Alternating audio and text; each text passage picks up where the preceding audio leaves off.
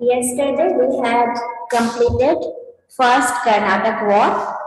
Today we will discuss second Karnataka War. So some characters are here. I have written some characters. First is Chanda Saha. He was the son-in-law of Dost Ali Khan. He was the son-in-law of Dost Ali Khan. Now question arises, who was Dost Ali Khan? Dost Ali Khan, he was the Nawab of Karnataka from 1732 to 1740. 1732 से 1740 तक वो कर्नाटक के नवाब रहे। ठीक है? अच्छा। Some more characters are there. Some more characters. Nizam al-Mulk. He was the first Nizam of Hyderabad. He was the Nizam al-Mulk, first Nizam of Hyderabad. Nazim Zan. He was the son of Nizam al-Mulk. Nazim Zan was the son of Nizam al-Mulk.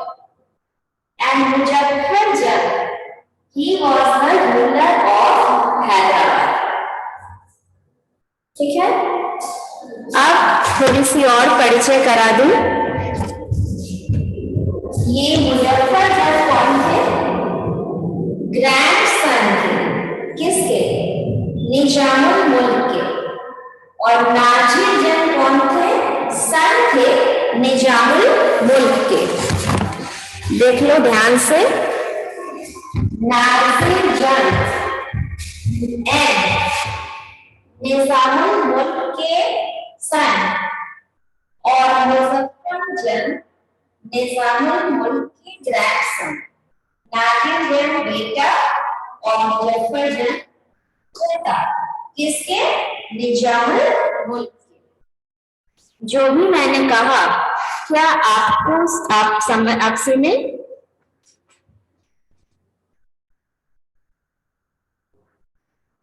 Yes या no लिखो। Yes ma'am. सिर्फ character से आपकी परिचय कराई सिर्फ। ठीक है? अनन्या सिंह, मैं अभी सारा कैरेक्टर बताई। आप सुने अनन्या? Yes ma'am. अब स्टोरी की ओर हम लोग बढ़ते हैं। ठीक? स्टोरी क्या है? तो second Karnataka war, there was war of succession. कौन बनेगा नेक्स्ट नवाब? ये वॉर ऑफ सक्सेशन था बिटवीन चंदा साहब और अनवरुद्दीन। अनवरुद्दीन कर्नाटक के नवाब थे और चंदा साहब दोस्त अली खान के दामाद थे, सन इन लॉ थे। ठीक है? अब क्या है? After the death of Nizamul मुल्क की मौत के बाद, निजामुल मुल्क कौन थे? तो दक्कन के सूबेदार थे।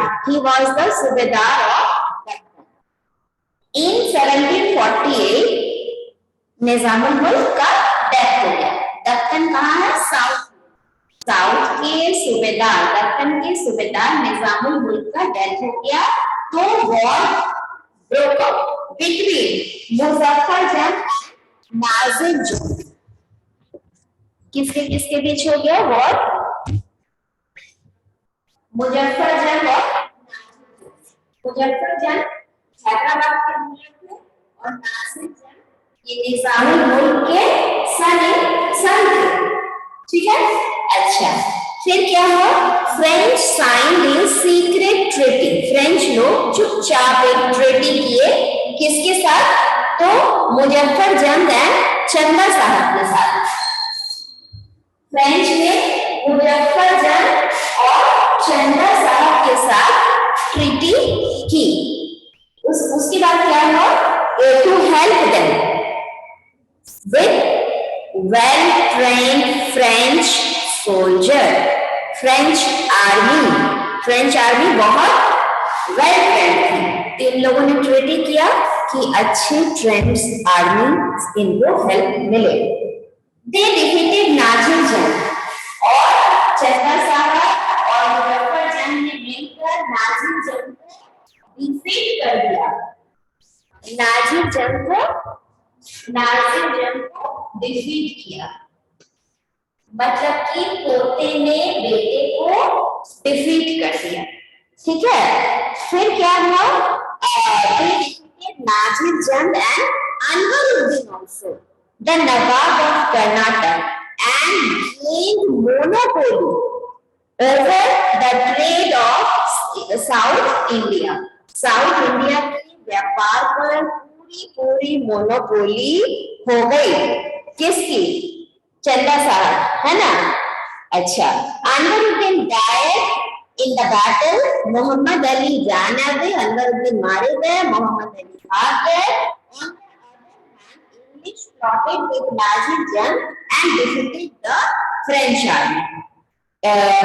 अंग्रेज लोग षड्यंत्र किए, प्लॉटेड मतलब षड्यंत्र किए नाजिर जंग के साथ, और वो अंग्रेज और नाजिर जंग ने मिलकर फ्रेंच आर्मी को हरा दिया। ये था सेकेंड कर्नाटक वॉर। अब है थर्ड कर्नाटक वॉर। ये भी जाहिर है अंग्रेज और फ्रेंच के बीच ही हुआ। When the French besieged Madras, besieged मतलब कैप्चर मैड्रास, रॉबर्ट क्लाइव जो कि अंग्रेजों का, रॉबर्ट क्लाइव से आपकी जान पहचान है ही बैटल ऑफ प्लासी में, है ना? Robert Clive sent Colonel Ford to occupy northern Sarkars. Ford occupied northern Sarkars and brought Salabat Jung, the fourth Nizam of Salabat Jung कौन थे? Fourth Nizam of Hyderabad. सरकार मतलब प्रेसिडेंसी, मतलब डिवीजन, है ना? जैसे स्टेट होते हैं तो farmer division of British India's Madras presidency या फिर प्रोविंस। तो सलाबत जंग के नॉर्दर्न सरकार टू नॉर्दर्न प्रोविंस को सलाबत जंग ने ब्रिटिश को दे दिया। फिर क्या हुआ? एक बैटल टुक प्लेस इन 1760। इस बैटल का नाम था वांडी वॉश। किसके बीच? अंग्रेज और फ्रेंच के बीच। फ्रेंच वर डिफीटेड, पौंडीचेरी अब ऑक्युपाइड हो गया, पौंडीचेरी पर भी कब्जा हो गया अंग्रेजों का, और Pondicherry was given back to the French. Occupied हो गया। जब 7 ईयर वॉर एंड हुआ in Europe in 1763, treaty of Paris was signed. According to this treaty, Pondicherry was given back to the French. Robert Clive का बहुत नाम हो गया। वो जैसे ही वॉर जीता, फ्रेंच हारे, he was succeeded in making a name for himself among the native princes. Indian जो नेटिव प्रिंस थे उन लोगों के बीच में रॉबर्ट क्लाइव का बहुत ही नाम हो गया। He won many more battles. करेंगे वो कई बैटल और जीता, और डुप्लेक्स की जिंदगी तबाह हो गई। उसके हिस्से में बदनामी आई और French general constant defeat, constant मतलब लगातार हारने से डुप्लेक्स की बड़ी बदनामी हुई and he was called back to France in disgrace. उसे फ्रांस में वापस बुला लिया गया। Eventually, French East India Company, underline करो, was dissolved in 1770. The French ambition of establishing an empire in India वो खत्म हो गई। इंडिया में जो अपना एम्पायर सेटअप करने का सपना था, ड्रीम था, it was not fulfilled। ठीक है, और ब्रिटिशर्स का रास्ता खुल गया। क्या? एम्पायर सेटअप करने का। अब है कॉन्क्वेस्ट ऑफ बंगाल। अब कर्नाटक वॉर का एपिसोड एंड होता है, एक न्यू एपिसोड शुरू होता है।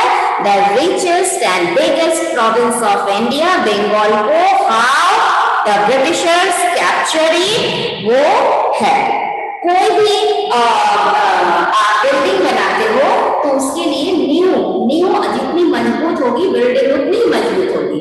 तो ब्रिटिश एम्पायर की नींव मजबूत कैसे हुई?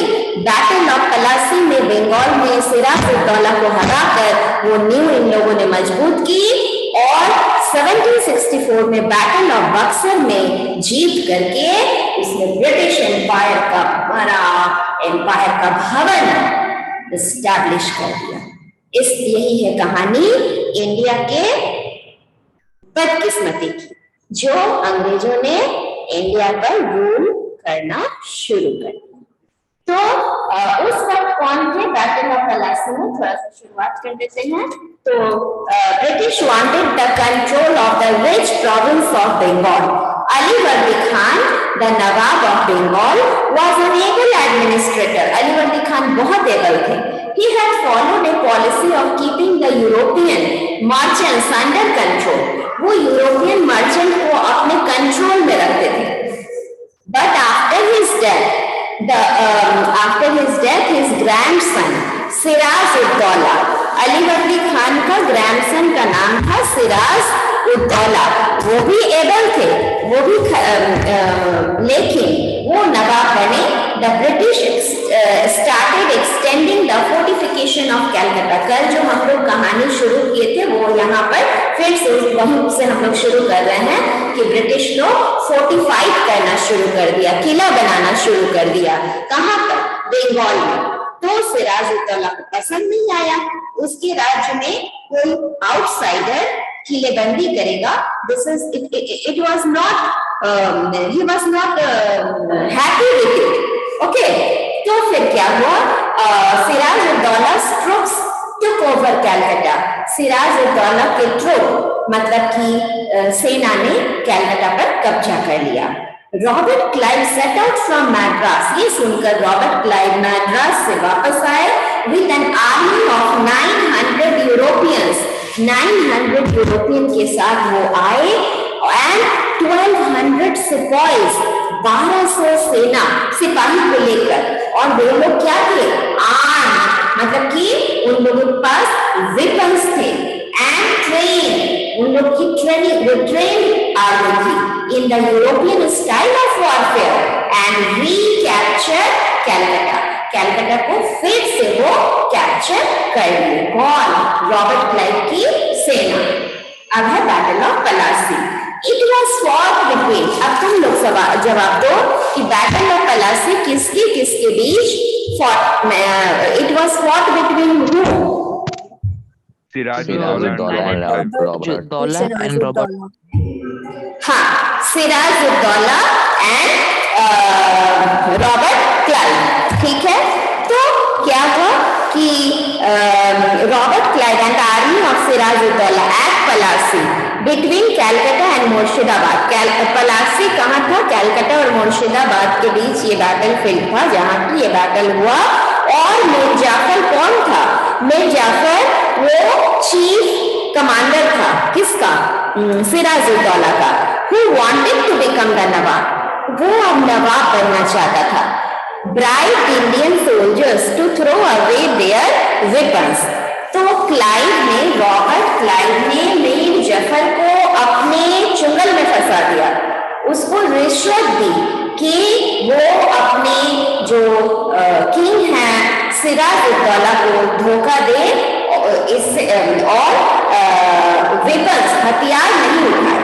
अगर लड़ाई हो रही है बैटल फील्ड में, आप अगर हथियार ही नहीं उठाएंगे तो क्या आप जीत सकते हैं? नहीं। और जो चीफ कमांडर है वही अगर वेपन न उठाए तब तो राजा की हार निश्चित है। अकेला राजा कितना से लड़ेगा? यही सवाल था। Who wanted to Clive easily won the battle। Clive आसानी से वो लड़ाई जीत गया। ब्रिटिश consolidated मतलब make his position strong, their position in Bengal by making। अब जो जीत हासिल की, मीर जाफर जो उन लोगों का सपोर्ट किया, इसके बदले में उसने रिवार्ड दिया, मीर जाफर को किंग बना दिया, बंगाल का नवाब बना दिया। और मीर जाफर ने बदले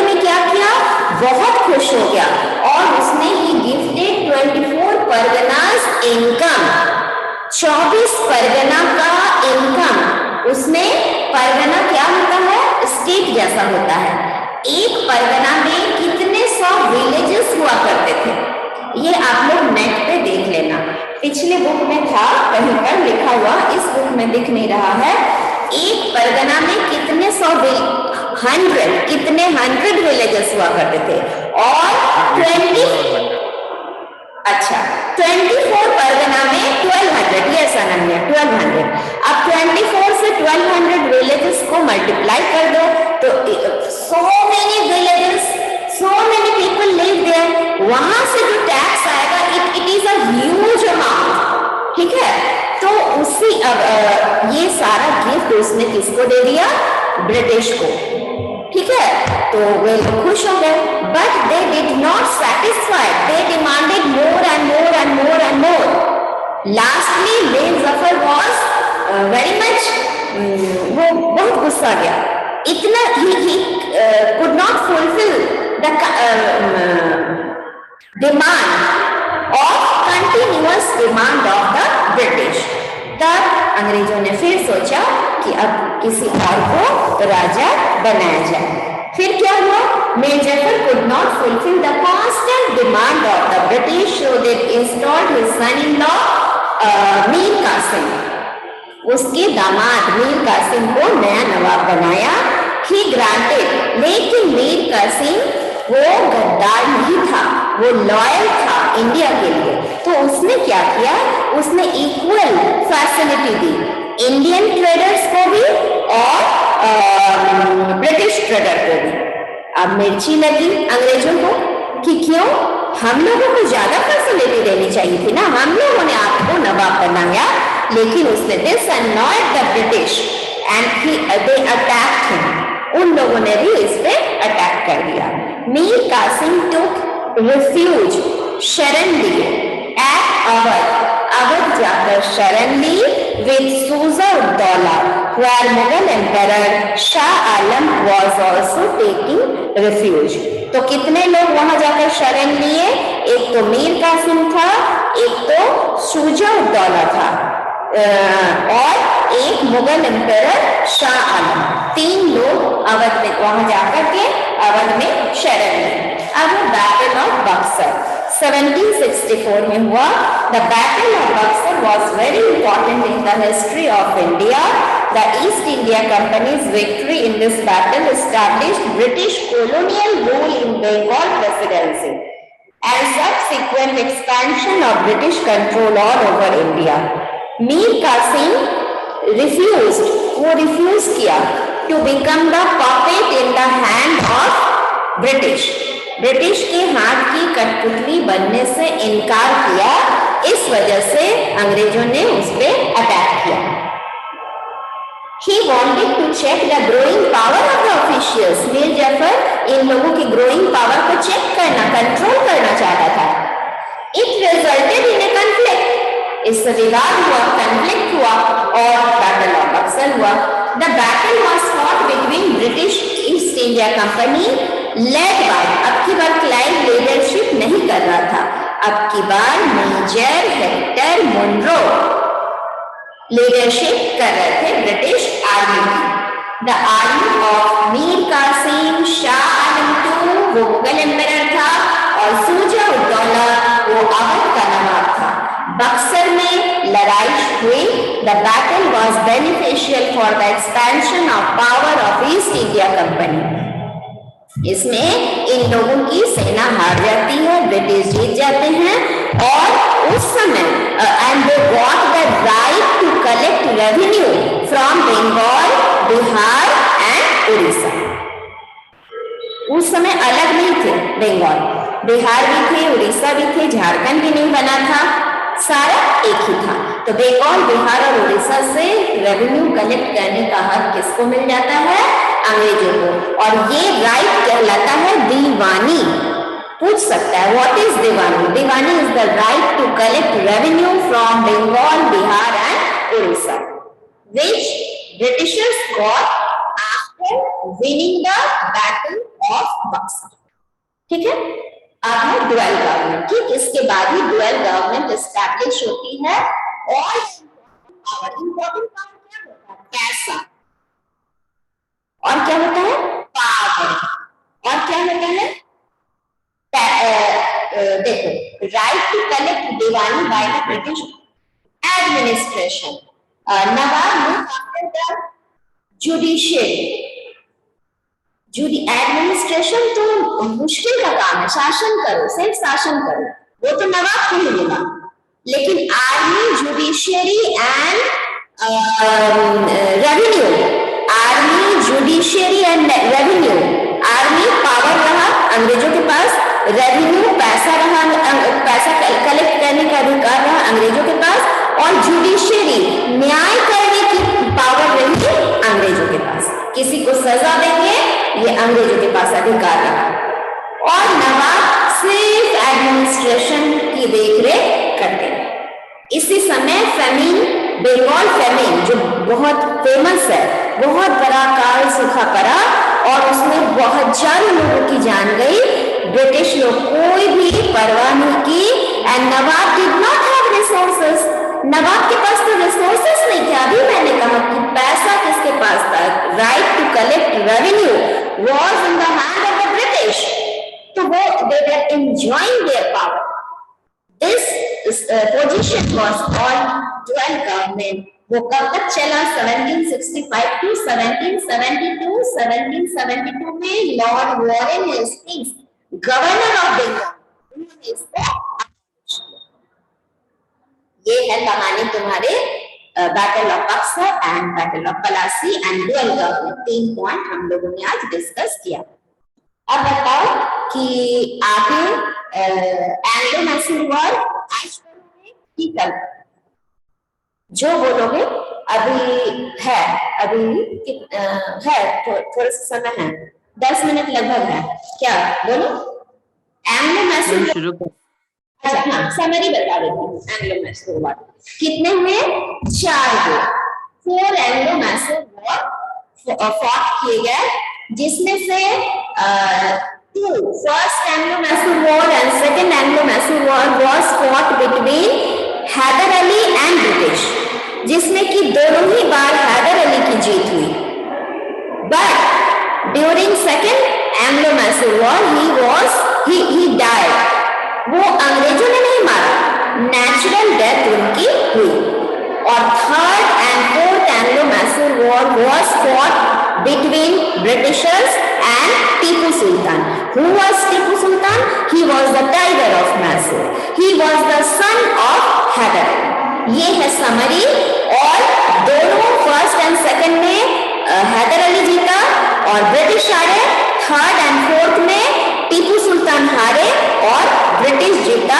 एक और स्टेट, एक और मतलब ये मैसूर उन लोगों के हाथ में चला गया। कर्नाटक गया था, फिर बंगाल गया, अब मैसूर चला गया। ठीक है, तो पढ़ते हैं। समरी तुम लोगों को बोल दिए। और इसमें क्या था? Triple alliance. ट्रिपल अलायंस क्या होती थी कि यहाँ पर तीन आप लोग करेंगे।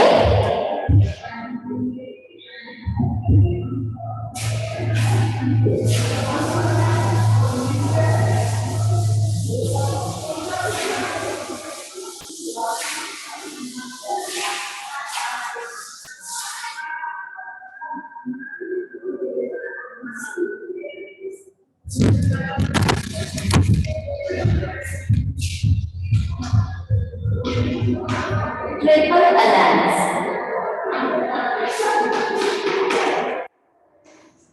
ट्रिपल मतलब 3। इसमें क्या था?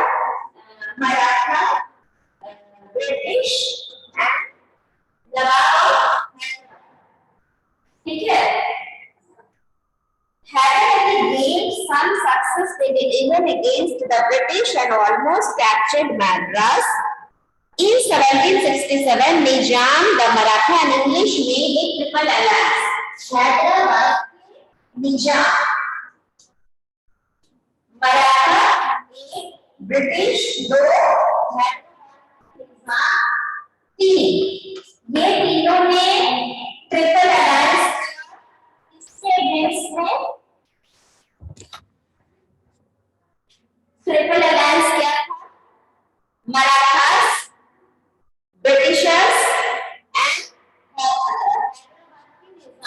निजाम of 1, 2, 3 powers meet alliance against Hyder. Hyder ये तीनों मिल करके हैदर अली पर अटैक करना चाहा, but Hyder Ali beat the English in their own वे।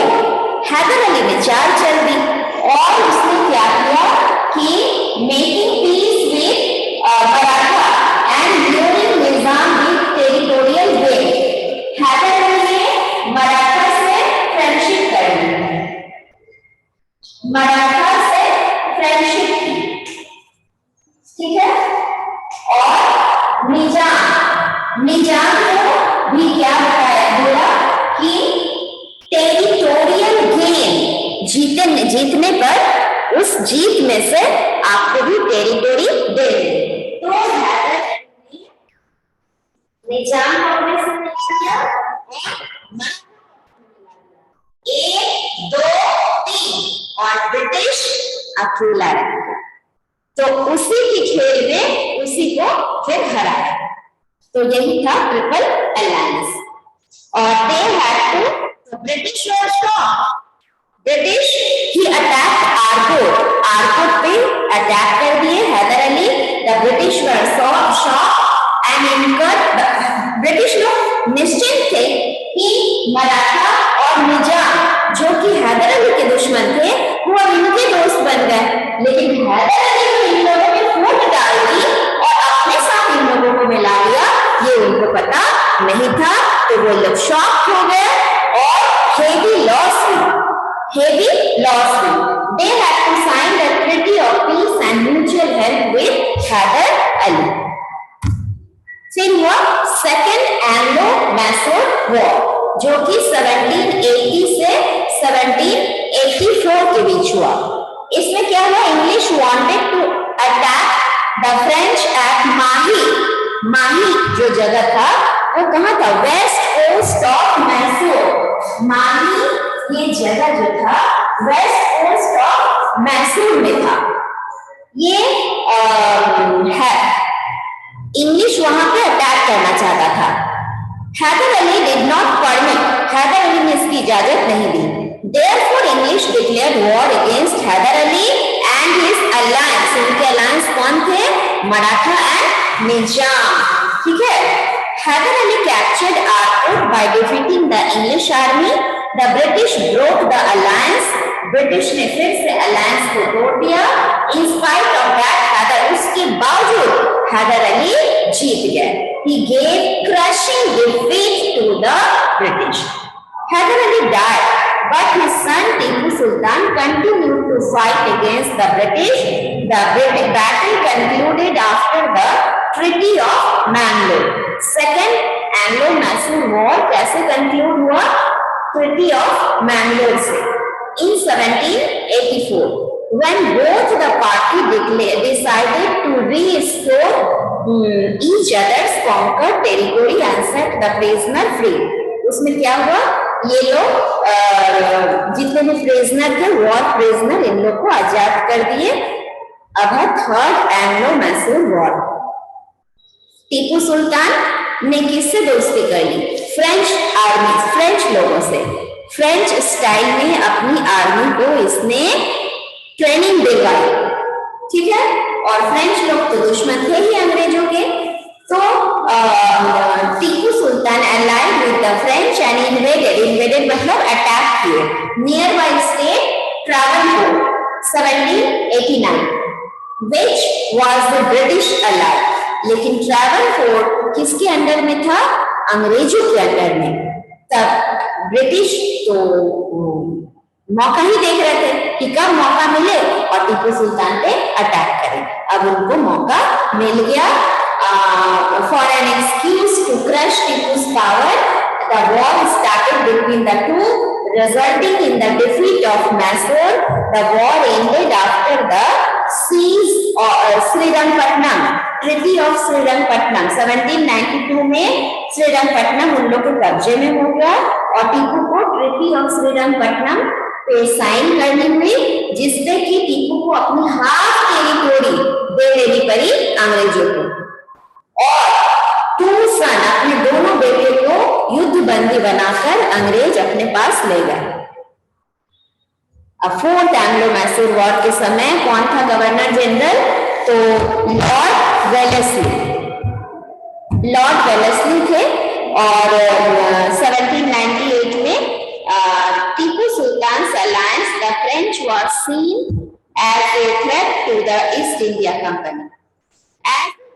मैसूर पे फिर अंग्रेजों ने 4 साइड से अटैक कर दिया। The Nizam of Hyderabad and Maratha launched an invasion from the north and the British attacked from the south, east, west. सब तरफ से लोग टीपू पर अटैक कर दिया। The British won, वे लोग जीत गए। श्रीरंगपट्टनम में 1799 में Tipu was killed during the defense of the city. शहर को बचाते बचाते टीपू मारे गए। Much of the remaining Masurian territories was annexed by the British. बाकी टेरिटोरी ब्रिटिश अपने में मिला लिए। निजाम और Maratha, the remaining core around Mysore and Srirangpatnam was restored to the Indian prince belonging to the Odear dynasty who ruled till 1947.